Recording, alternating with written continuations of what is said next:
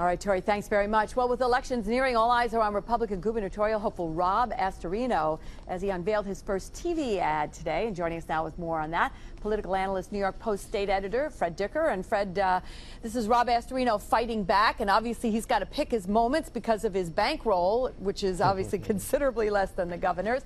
And his theme was winning, I guess winning for New York and in New York.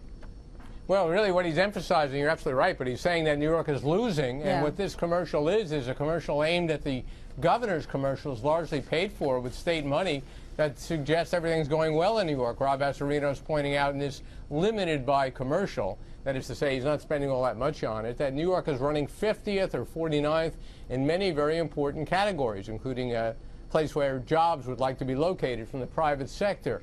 I think Astorino is also responding to pressure from his supporters, Liz, to do something and get out there and have people see him. The governor has been using both the state monies and campaign monies to run commercials. He would say the state commercials aren't political, but they are. But the state Democratic Party's commercials have been hammering Astorino, so this is Astorino responding to those. Listen, you know, just on the surface, wouldn't you think that if he even does have a limited budget and he is so far behind in the polls in terms of even just recognition, that to spend it all up front and hope for the best would make some sense? What does he gain by continuing to be sort of just another candidate in the race that nobody knows?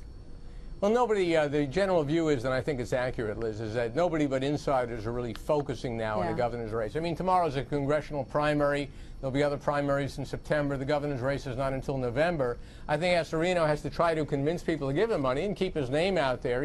By putting out commercials like this, it was released really to the internet initially. You get free media, and that's why we're talking about it tonight, for instance. I understand his buy is over $100,000, and that's a lot of money. But when it comes to the statewide media market, as we both know, that's not very much at all. The governor's already spent millions of his own campaign funds and probably tens of millions of state money. So I think he's trying to show he's out there. At the same time, his people are kind of sniping away at Governor Cuomo, and there are issues out there, very serious ones, that are legitimate just to bring quickly up. about his live-in arrangement with Sandra Lee. I wrote about that today. Republicans are looking at a very serious question. The governor lives with Sandra Lee, the famous chef, celebrity chef. We don't know how much he contributes, the governor, to the household.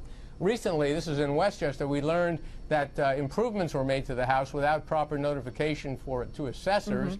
And now the question's being raised, is the governor being subsidized fully or partially by Sandra Lee's income, some of which comes from businesses doing business with the state of New York? If Cuomo and Lee were married, she would have to disclose that to the Ethics Commission, JCOP. Since they're not married, she doesn't, and Republicans are raising what I think are legitimate questions about that. All right, we'll follow that, and I know you'll talk about it again for us. Thank you. Fred's on the radio as well, live from the state capitol. It's weekday mornings, 10 to 11 on Talk 1300 AM.